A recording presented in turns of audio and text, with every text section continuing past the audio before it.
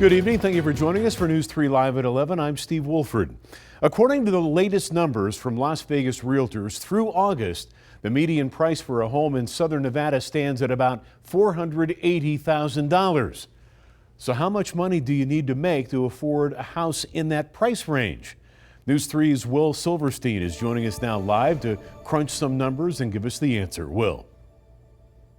Steve, it's a big number to crunch. $120,000 is how much a household has to make in order to afford that median priced home. That's a $3,000 a month mortgage payment that you have to pay per month. All these numbers not only crunched by me, but crunched by this man, Professor Nicholas Irwin. There was a point in time, and not the distant past, a lot of folks remember that housing was really affordable.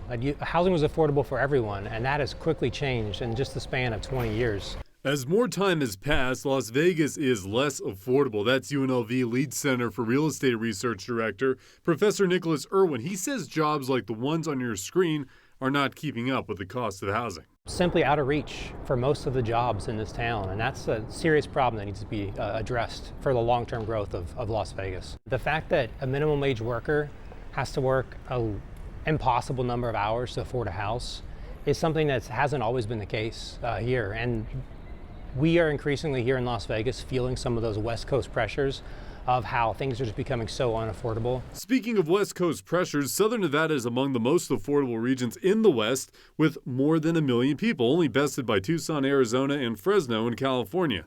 But a lot of people are moving from California cities, other than that affordable Central Valley town, and driving up demand, but not necessarily supply. We aren't building houses at the rate we used to build houses. A lot of reasons for that. There's some permitting reasons, zoning reasons.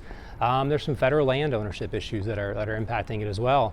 But the biggest thing is the demand is just outstripping supply. You know, it's still cheaper than LA. It's still cheaper in a lot of places in California, but we're getting close to some of that unaffordability and some of that wage house price differential that's been facing California for the past 20 years, and that's a dangerous spot to be in. So what's the professor's advice to those interested in buying a home? For home buyers, it's just a matter of sometimes it's getting lucky. Maybe buying a slightly smaller house with a smaller payment and hoping you can upgrade in the future, because a lot of it is getting in, and getting that first house allows you to afford the next one, but getting in is the tough part because the getting in price keeps going up every year, and wages aren't keeping up with that. Wages certainly aren't keeping up with that. You're going to have to be working for more than 100 hours a week at the minimum wage level. That's what his study also found out, to be able to afford that home. And people just simply cannot do that. Not enough hours in the week. Well, that's the truth, Will. Thank you for bringing us all that, I guess, good news, but not really. Boy, thanks, Will.